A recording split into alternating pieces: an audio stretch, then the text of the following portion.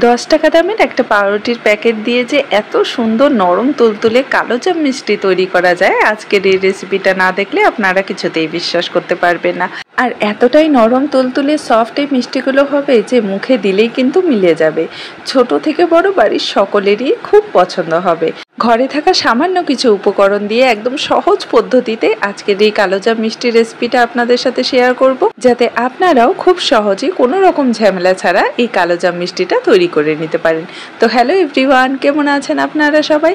আশা করি আপনারা সবাই ভালো আছেন and welcome to my channel.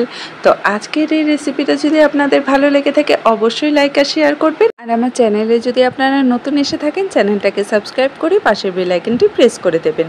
তাহলে চলুন শুরু করি আজকের রেসিপি। তো প্রথমেই আমরা চিনির শিরাটা তৈরি করে নেব। তার জন্য এখানে 1 কাপ চিনি নিয়ে নিয়েছি আর তার সাথে দিয়ে দিচ্ছি আমি 1 কাপ জল, সাথে 2টো এলাচ দিয়ে দিব, মাঝখান দিয়ে ফাটিয়ে নিয়েছি। এখন কন্টিনিউ নাড়াচাড়া করতে থাকবো হাই ফ্লেমে যতক্ষণ না চিনিটা খুব ভালো করে গলে যাচ্ছে, ঠিক আছে?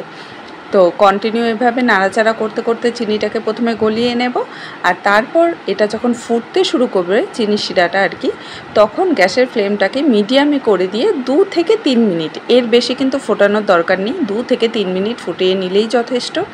তো এখানে 2 থেকে 3 মিনিট আমি ফুটিয়ে নেব শিরাটাকে, আর তাহলেই দেখবেন যে একদম হালকা চিটচিটে একটা আঠালো শিরা তৈরি হয়ে যাবে, ঠিক আছে?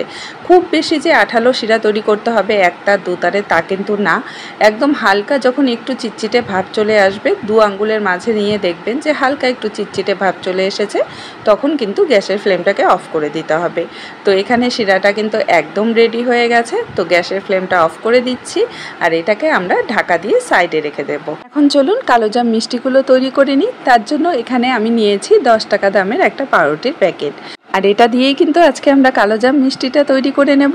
আমি এখানে 10 টাকা দামের পাউরুটির প্যাকেটটা নিয়েছি, আপনারা যদি বেশি করে বানাতে চান বড় পাউরুটির প্যাকেটটা নিয়ে নিতে পারবেন।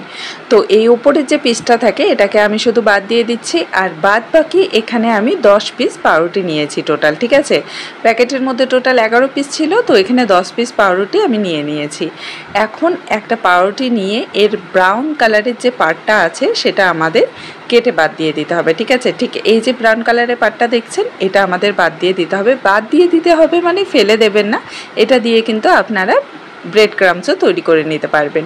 তো একটা চাকু দিয়ে এভাবে কেটে আমি সাইডগুলো বাদ দিয়ে দিচ্ছি। দেখুন ঠিক এরকম করে সবগুলো পিস আমি কেটে নিয়েছি একই রকমভাবে। এখন হাত দিয়ে এগুলোকে ছোট ছোট টুকরো করে নেব আমি। দেখুন ঠিক এভাবে আমি হাত দিয়ে ছোট ছোট টুকরো করে নিচ্ছি, আপনারা চাইলে চাকু দিয়েও করে নিতে পারেন। তো হাত দিয়ে করতে না বেশি মজা লাগে, তো এভাবে হাত দিয়ে আমি ছোট ছোট টুকরো করে নিচ্ছি, কারণ এই পাউরুটির টুকরোগুলোকে এখন গ্রাইন্ড করে ব্রেড ক্রাম্ব তৈরি করে নিতে হবে, ঠিক আছে? তো এখানে আমার টুকরো করা হয়ে গেছে সবগুলো পাউরুটির পিস। এখন একটা মিক্সার জারের মধ্যে আমি নিয়ে নিচ্ছি আর এগুলোকে ব্রেড ক্রাম্ব তৈরি করে নেব আর কি এগুলো দিয়ে। তো একবারে পুরোটা আটলো না, তো আমি দুবারে ব্রেড ক্রাম্বটা তৈরি করে নেব। আর বেশি সময়ও লাগে না এই ব্রেড ক্রাম্ব তৈরি করতে, এই যে দেখুন খুব তাড়াতাড়ি কিন্তু হয়ে যায়। তো এখানে সবগুলো আর কি পাউরুটির ব্রেড ক্রাম্ব আমি তৈরি করে নিয়েছি, আর টেক্সচারটা দেখুন ঠিক এরকম হবে, একদম কিন্তু পাউডার তৈরি হয়ে যাবে না, এরকম দানাদার একটু টেক্সচারটা থাকবে। তো এখন আমরা এর মধ্যে অ্যাড করে দেব 1/2 কাপ গুঁড়া দুধ। তো গুঁড়ো দুধটা দেওয়াতেই কিন্তু মিষ্টিটার মধ্যে একদম কালোজাম মিষ্টির যে টেস্টটা হয় ঠিক ওরকমই চলে আসবে। আর গুঁড়ো দুধের পরিমাণটা আপনারা চাইলে একটু কম বেশি করে নিতে পারেন। তো এখানে সামান্য একটু লবণ দিয়ে দিলাম, আর তার সাথে দিয়ে দিচ্ছি 1 চিমটি বেকিং পাউডার, বেশি কিন্তু না, 1 চিমটি বেকিং পাউডার দিয়ে দিচ্ছি। আর লবণটা দেওয়াতে না মিষ্টিটা ব্যালেন্স হয় ঠিকঠাক, তাই সামান্য একটু লবণ দিয়ে দিয়েছি। এখন খুব ভালো করে এটাকে আমাদের মিক্স করে নিতে হবে আর কি সব শুকনো উপকরণগুলো। এই যে দেখুন এখানে কিন্তু ভালো করে মেশানো আমার হয়ে গেছে। আর এখন আমাদের লাগবে তরল দুধ, এটা আগে থেকে জাল করা তরল দুধ নিয়েছি আমি, আর এর মধ্যে আমি 1/2 চামচের মতো রেড ফুড কালার দিয়ে দিচ্ছি, আর এটাকে ভালো করে মিক্স করে নেব। এই দুধ যে পুরোটাই আমাদের লাগবে তা না, যতটা লাগবে ততটা আর কি দিয়ে আমরা একটা সফট ডো তৈরি করে নেব, ঠিক আছে? অনেক সময় দেখবেন মিষ্টির দোকান থেকে কালোজাম মিষ্টি কিনে আনলে সেটার ভিতরে লাল রঙের আর কি কালারটা থাকে, তার জন্য আমি এখানে রেড ফুড কালার ব্যবহার করছি। আপনাদের কাছে না থাকলে স্কিপ করে দেবেন, কোনো অসুবিধা নেই। এটা না দিলে যে টেস্ট ভালো আসবে না সে তেমন কিন্তু কিছুই না, এটা জাস্ট কালারের জন্য, টেস্ট কিন্তু সেম থাকবে। তো অল্প অল্প করে অ্যাড করে দুধটা আমরা একটা সফট ডো তৈরি করে নেব। দেখুন একদম সফট একটা ডো কিন্তু তৈরি করে নিতে হবে ঠিক এরকম। তো তো সফট ডো তৈরি করার পর হাতের মধ্যে সামান্য একটু ঘি বা তেল লাগিয়ে নেবেন, আর তারপর আমরা ছোট ছোট করে আর কি কালোজাম মিষ্টিগুলো তৈরি করে নেব। আপনারা ছোট বড় যেমন খুশি তৈরি করে নিতে পারবেন। খেয়াল রাখবেন মিষ্টিটার মধ্যে যেন কোনো রকম ফাটল বা ক্র্যাক না থাকে। ডোটাকে যদি আপনারা সফটভাবে মেখে নেন তাহলে কিন্তু কোনো রকমই ক্র্যাক আসবে না, ঠিক আছে। তো ভালো করে এভাবে আমি শেপ দিয়ে নিচ্ছি। তো সবগুলো মিষ্টি আমি একই রকমভাবে তৈরি করে নিয়েছি। এই যে দেখুন, এখানে মোটামুটি 10টার মতো কিন্তু মিষ্টি হয়ে গেছে মিডিয়াম সাইজের, ঠিক আছে। তো চলুন এখন এগুলোকে আমরা ভেজে নেব। তার জন্য এখানে সাদা তেল আমি কিছুটা পরিমাণ আর কি গরম করে নিয়েছি। আর তেলটা কিন্তু খুব বেশি গরম করা যাবে না, লো ফ্লেমে এটাকে গরম করে নিতে হবে। যখন মিষ্টিগুলো ছাড়বেন তখন গ্যাসের ফ্লেমটা লোতে রেখে 1 মিনিট এভাবে এগুলোকে আর কি ভেজে নিতে হবে, নাড়াচাড়া করা যাবে না। 1 মিনিট পর এভাবে আস্তে আস্তে উল্টে পাল্টে দেবেন। আর যখন দেখবেন যে মিষ্টিটার মধ্যে কালার আসা শুরু হয়ে গেছে পুরোপুরি, তখন ফ্লেমটাকে লো টু মিডিয়ামের মাঝামাঝি রেখে কন্টিনিউ এভাবে নাড়াচাড়া করে নিতে হবে, যাতে সব দিক দিয়ে খুব সুন্দর কালারটা চলে আসে।